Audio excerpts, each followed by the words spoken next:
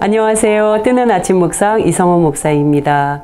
오늘도 말씀의 자리에 나오신 뜨아 가족 여러분 진심으로 사랑합니다. 오늘 이 하루도 하나님의 말씀 의식하고 의지하여서 정말 멋지게 살아내는 그런 하루가 되었으면 좋겠습니다. 함께 나눌 말씀은 레위기 4장 27절에서 29절 말씀입니다. 만일 평민의 한 사람이 여호와의 계명 중 하나라도 부지 중에 범하여 허물이 있었는데 그가 범한 죄를 누가 그에게 깨우쳐 주면 그는 흠없는 암염소를 끌고 와서 그 범한 죄로 말미암아 그것을 예물로 삼아 그 속죄 제물의 머리에 안수하고 그 제물을 번제물을 잡는 곳에서 잡을 것이요. 아멘. 속죄제는요, 우리의 삶을 과거에 묶이지 않고 하나님께서 새롭게 열어주시는 그 은혜로 나아가게 하는 것. 우리가 어제 살펴보았는데 우리가 은혜하면 항상 이 딜레마가 생기는 것 같아요. 은혜는 우리가 참 익숙하게 듣는 단어잖아요. 은혜. 제일 크리스찬들이 많이 듣는 단어 중에 하나, 은혜. 사랑, 은혜, 믿음. 우리가 참 익숙하게 듣는 단어인데요. 교회에서도 우리가 그러잖아요. 은혜롭게 합시다.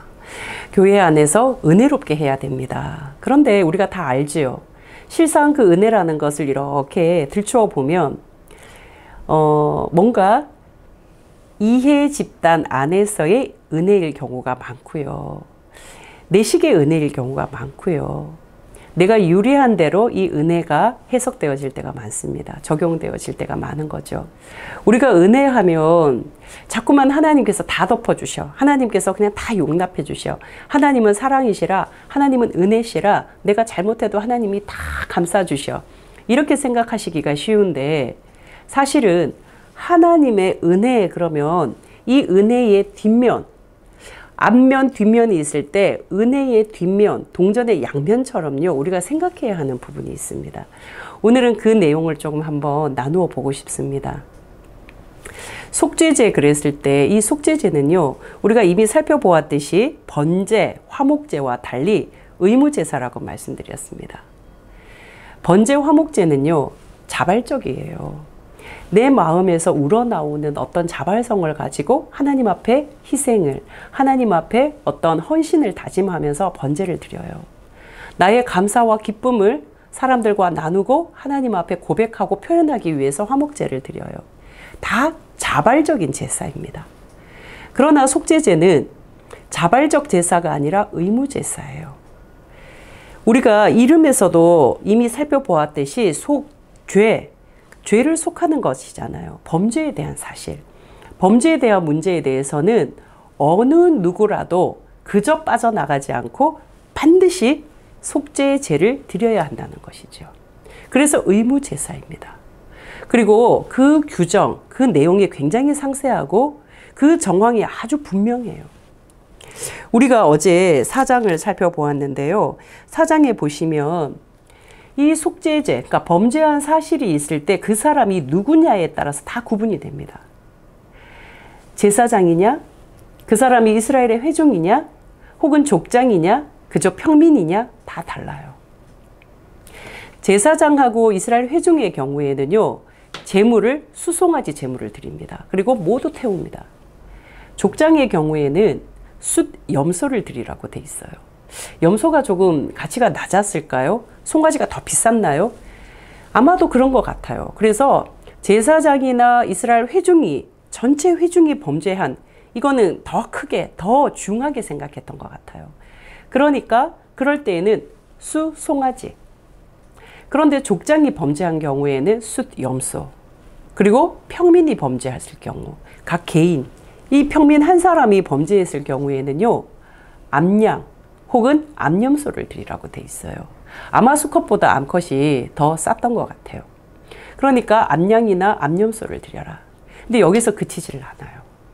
만약에 평민 중에 암양이나 암염소를 드릴 형편이 못 되는 거예요.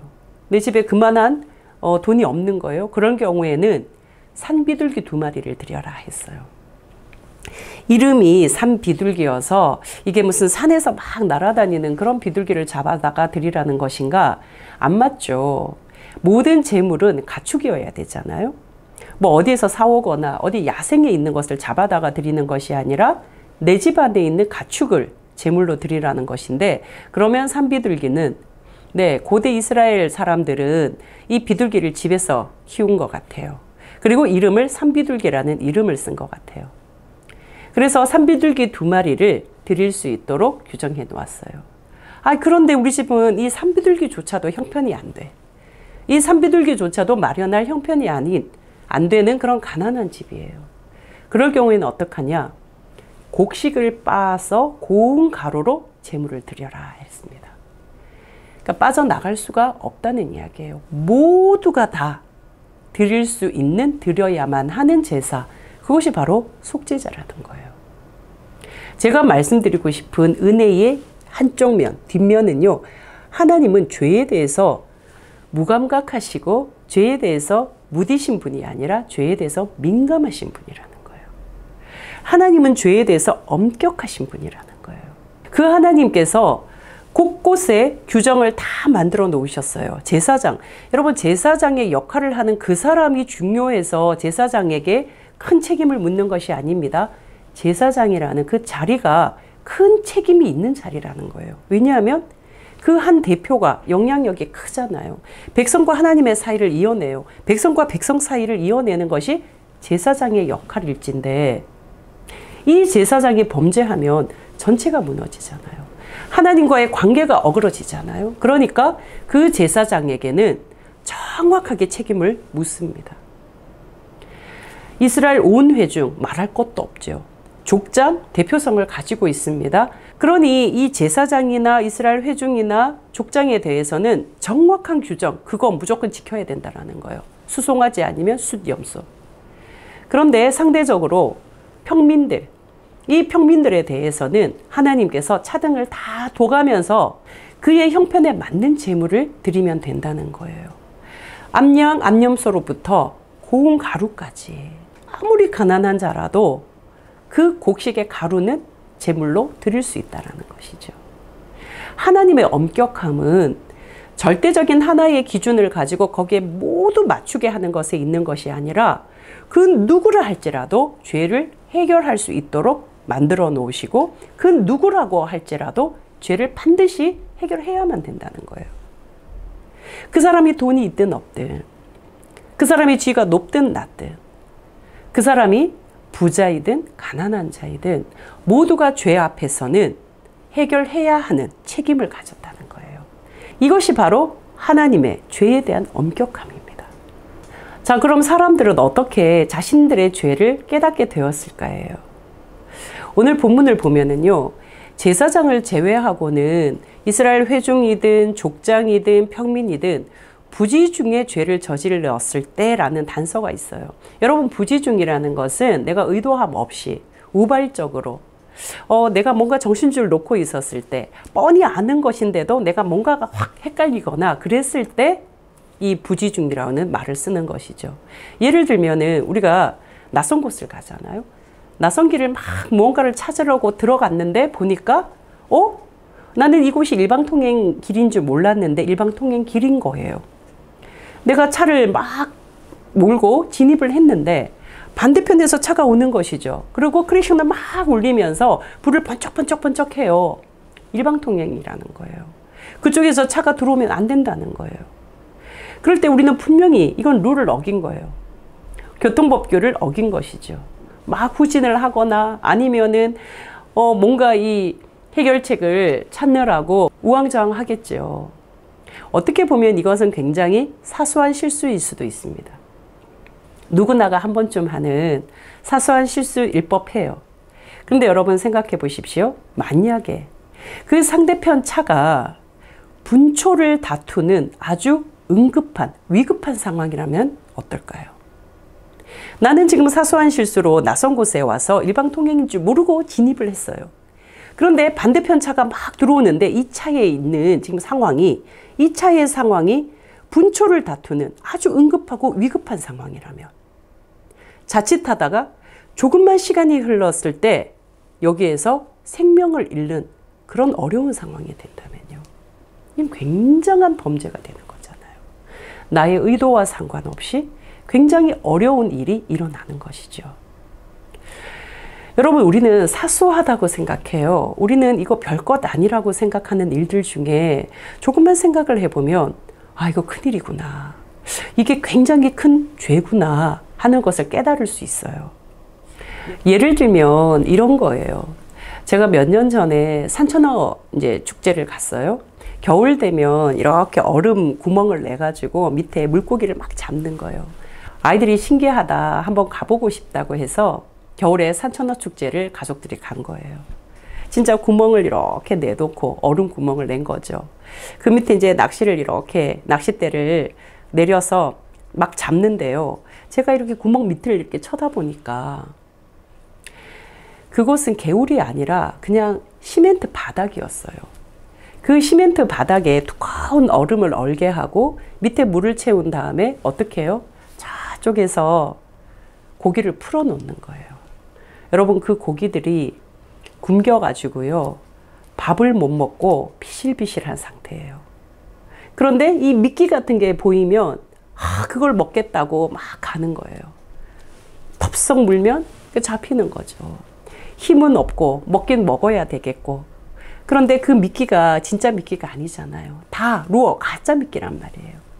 그 가짜 미끼를 쳐다보면서 그곳에 미끼를 하나를 먹겠다고 입을 벌리는 그 물고기들을 보면서 에이, 그거는요 그냥 뭐 축제고 행사고요. 충분히 그럴 수 있는데요. 여러분, 그렇지 않습니다. 생명체입니다. 어떤 생명체도 차별이 없습니다. 아, 그러면은 우리는 고기도 못 먹고 소도 못 먹고 뭐 돼지도 못 먹습니까?